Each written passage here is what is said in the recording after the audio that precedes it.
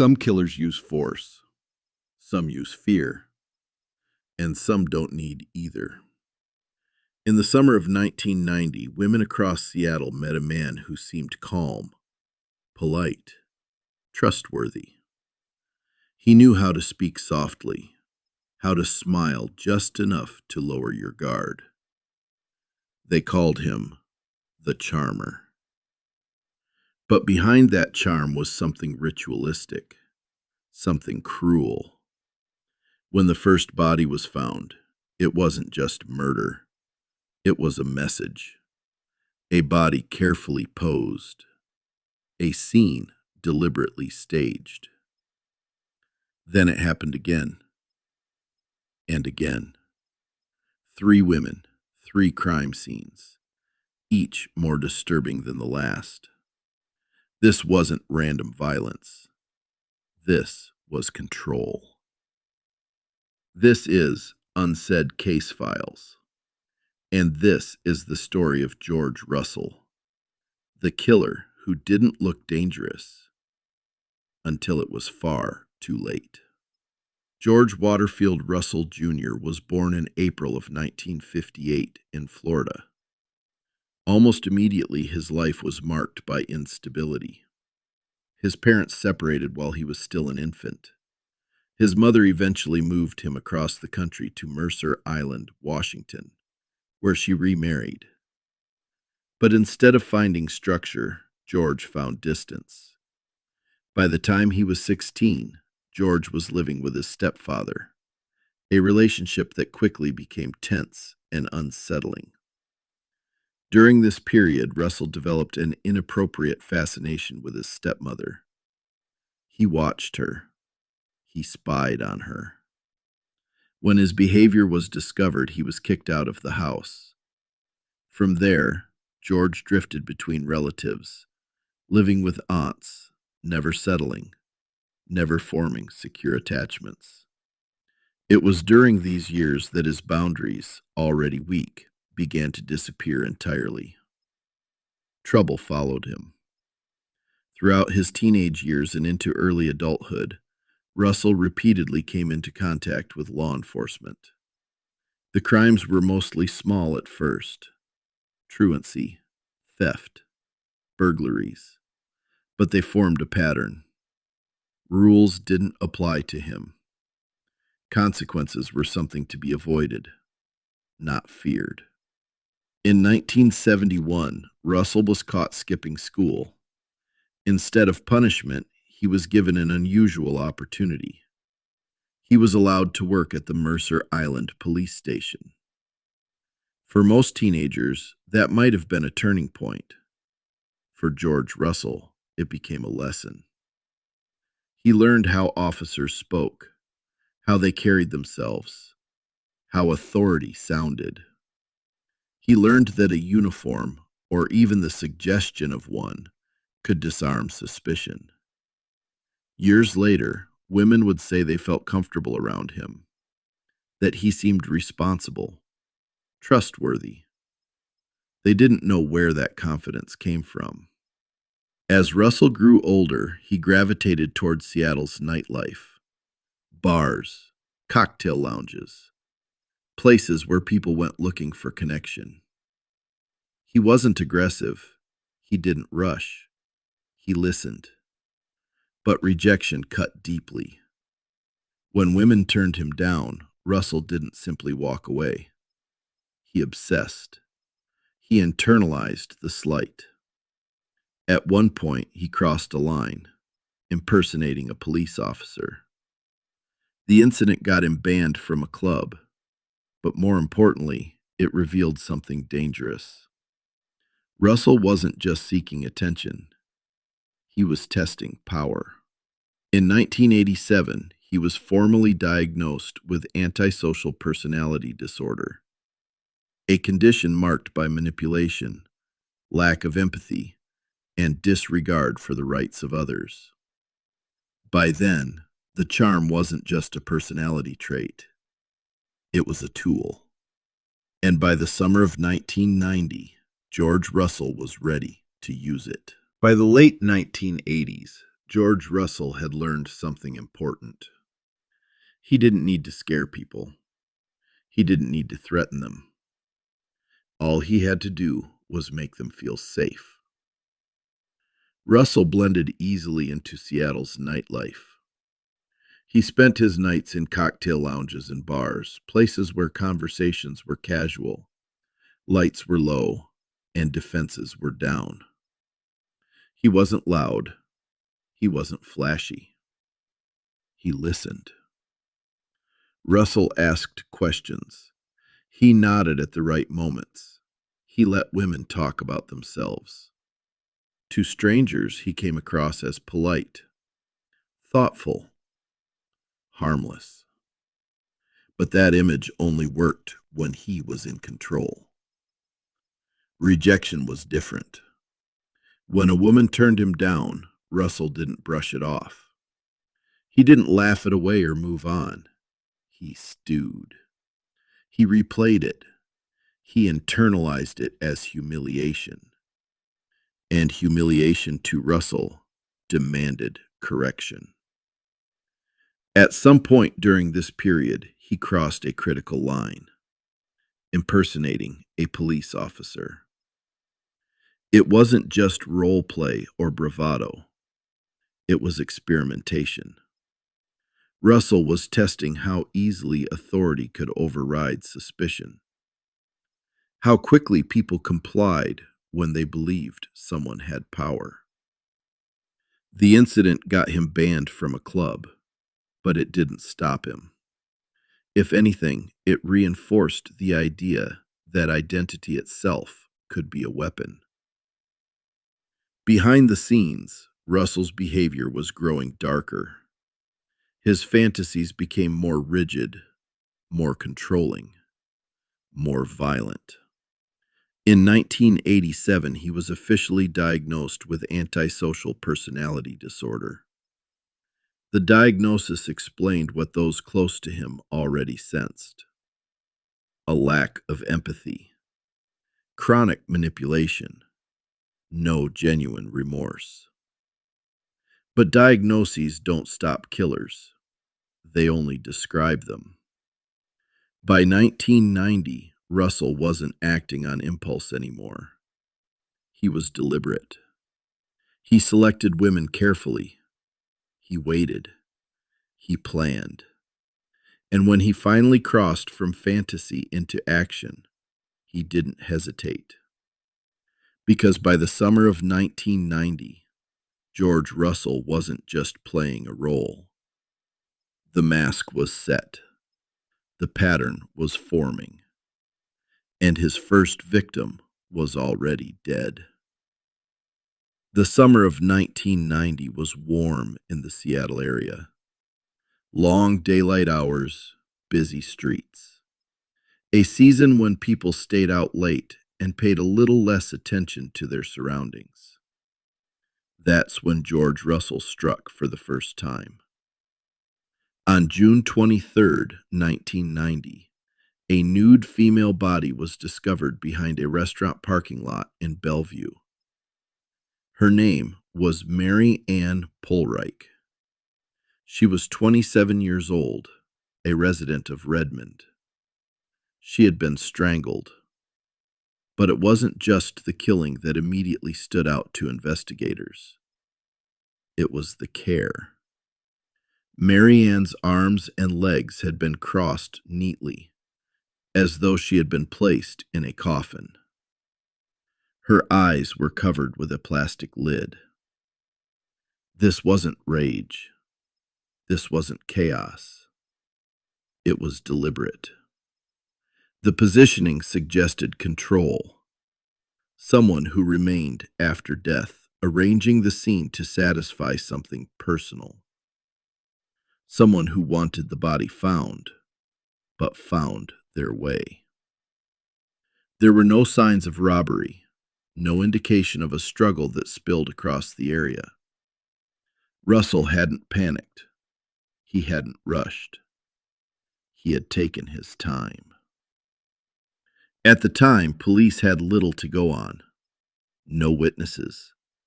No immediate suspect. Marianne's murder appeared isolated, tragic, but singular. What investigators didn't yet realize was that they were standing at the beginning of a pattern.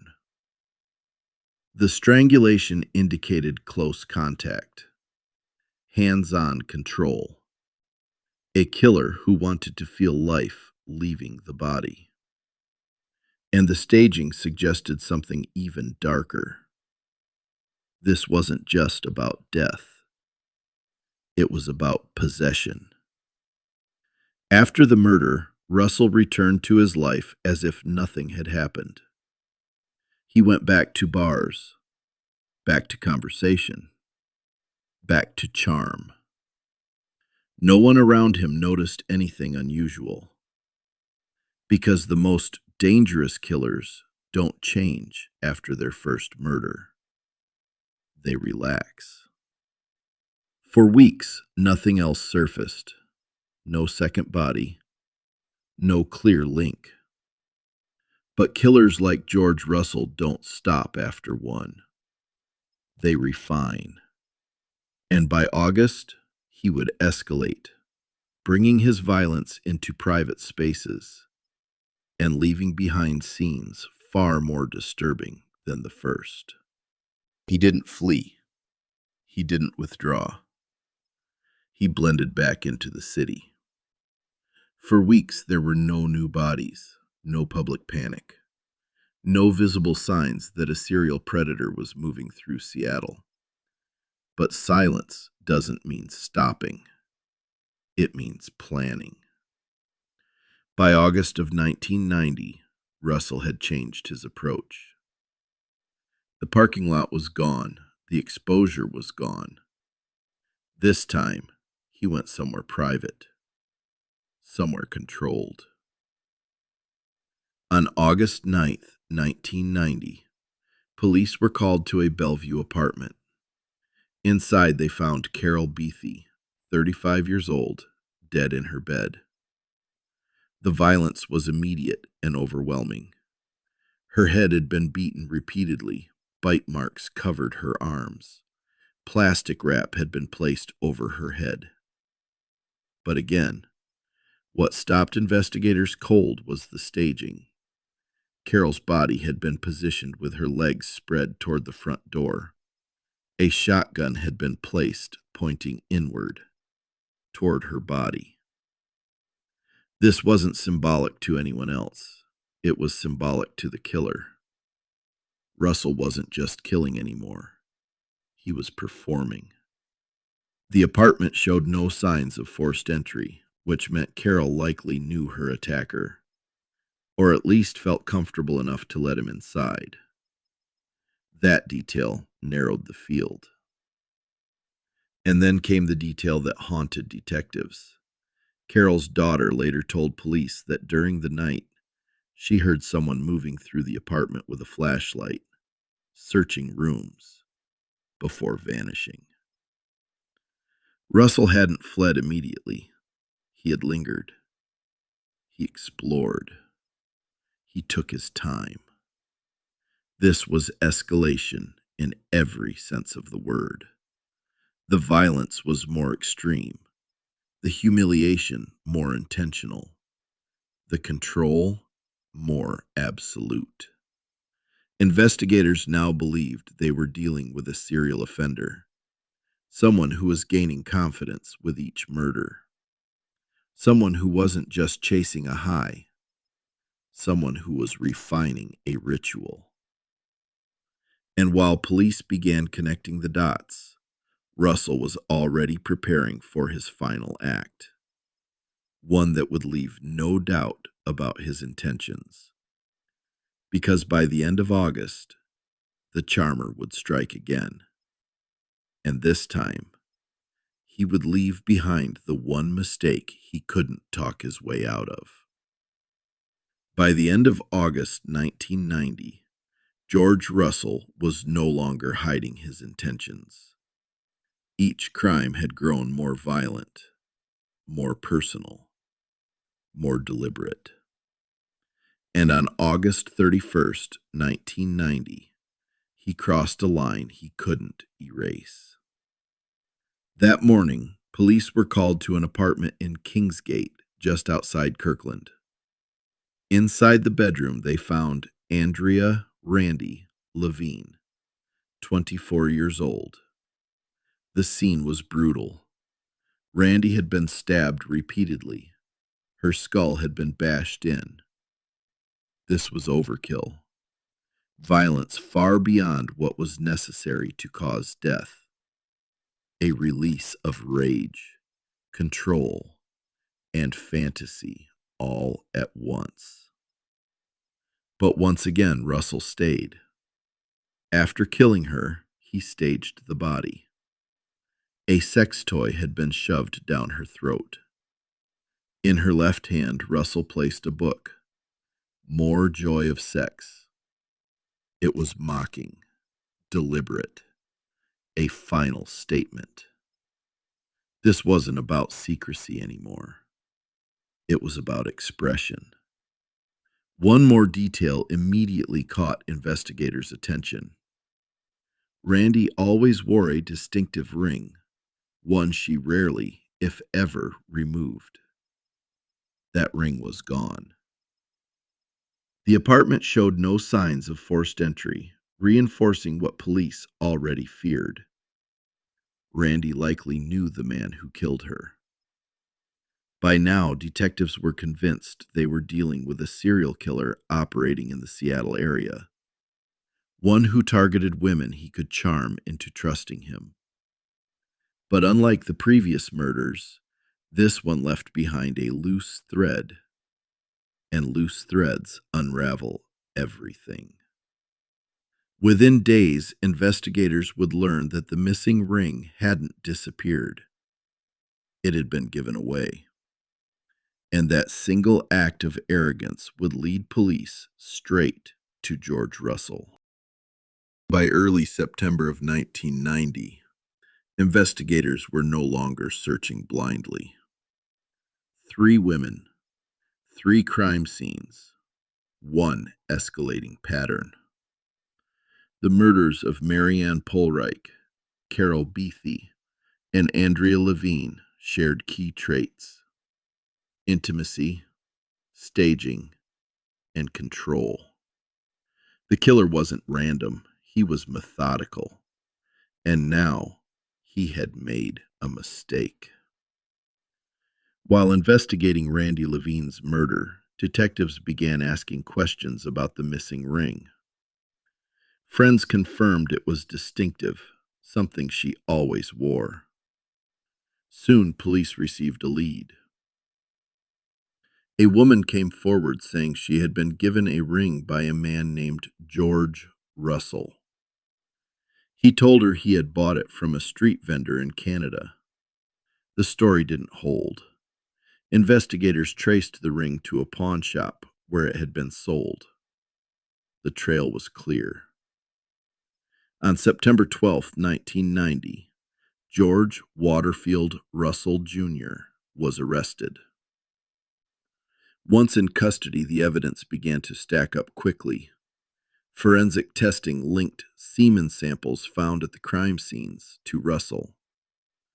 Fibers recovered matched the truck he was driving on the night of Carol Beathy's murder. Each piece alone was damaging. Together, they were devastating. When questioned, Russell denied responsibility for the murders. He maintained his innocence and attempted to explain away the evidence. In telephone interviews, he admitted to owning books about serial killers, including Ted Bundy, but insisted he wasn't a fan. The parallels were impossible to ignore. Like Bundy, Russell relied on charm, on trust, on appearing harmless. But unlike Bundy, Russell didn't have decades to refine his lies. Investigators now had physical evidence, witnesses, and a clear timeline. The mask was cracking. And for the first time since the summer began, George Russell was no longer in control.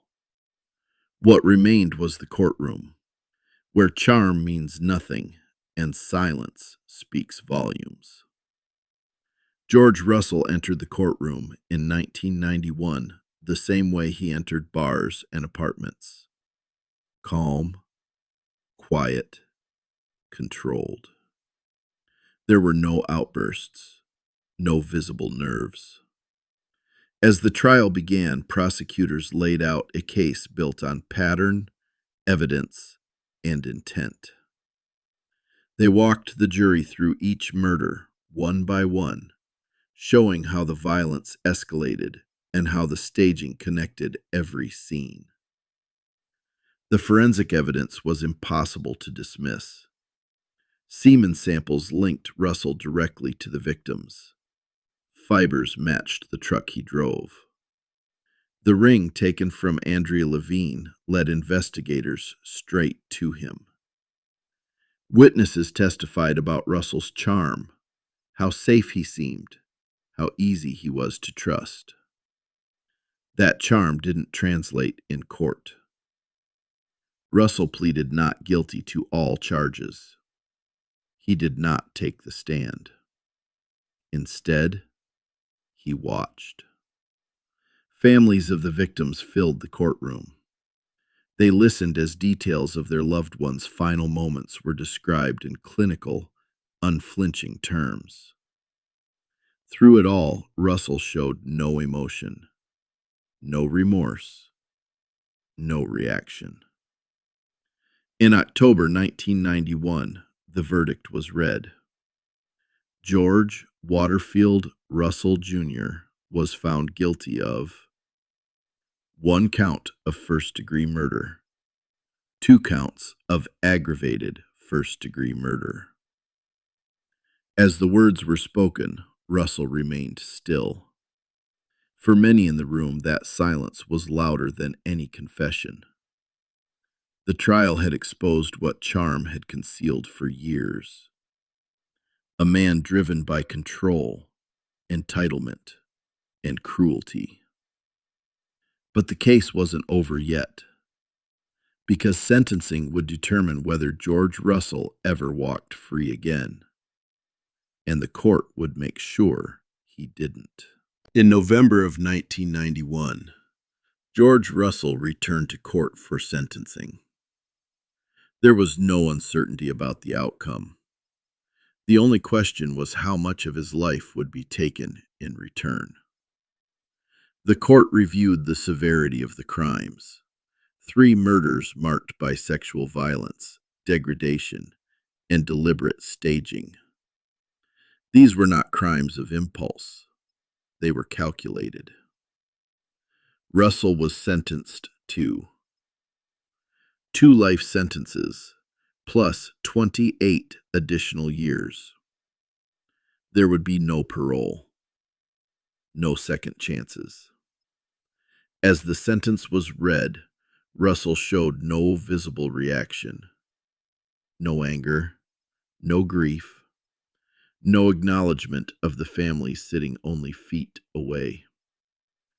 For the victims' families, the ruling brought a measure of justice, but not closure. Nothing could undo the violence or restore what had been taken. Russell was transferred into Washington State's prison system, where he would spend the rest of his life behind concrete walls and locked doors. Over time, he was moved between facilities, eventually ending up at a high-security corrections center. Outside the prison, life moved on. But the case didn't disappear. Russell's crimes were studied by profilers and criminologists. His behavior, particularly the staging of bodies, became an example of how killers use ritual and symbolism to exert control even after death. His story would later appear in books, documentaries, and true crime series. Not because he deserved attention, but because understanding predators like Russell helps expose the warning signs they leave behind. And those signs matter. Because George Russell wasn't a stranger in the shadows. He was a man people trusted. The case of George Russell didn't end with sentencing. It followed him into books, documentaries, and criminal psychology studies because his crimes represented something investigators fear most: a killer who doesn't look dangerous.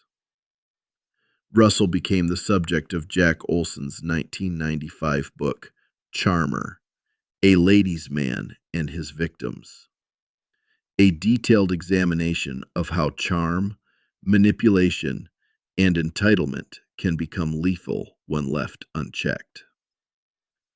Criminal profilers also studied his behavior closely. In Serial Violence, analysis of modus operandi and signature characteristics of killers, experts pointed to Russell's crime scenes as textbook examples of signature behavior, acts that go beyond killing and reflect psychological needs. The posing, the objects, the symbolism.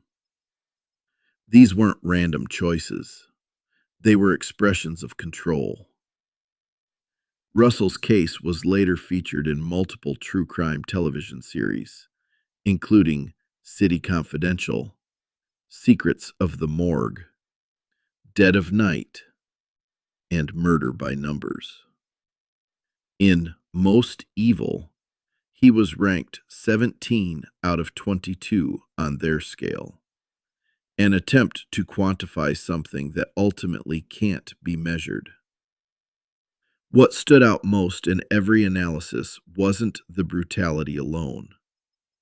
It was how ordinary he seemed. Russell didn't stalk dark alleys. He didn't force his way inside. He was invited in. That detail became central to his legacy, used by investigators, advocates, and educators as a warning about trust and situational awareness. Because the most dangerous predators don't rely on fear. They rely on permission. And that realization would shape how this case was remembered long after the headlines faded. George Russell didn't overpower his victims in dark alleys. He was welcomed. He spoke softly. He listened. He made people feel comfortable enough to open a door. That is what makes this case so disturbing. Russell didn't rely on fear. He relied on trust. The women he murdered weren't careless. They weren't reckless. They were human. And that's the part often left unsaid. Cases like this remind us that danger doesn't always announce itself. It doesn't always look threatening. Sometimes it looks polite. Sometimes it looks familiar.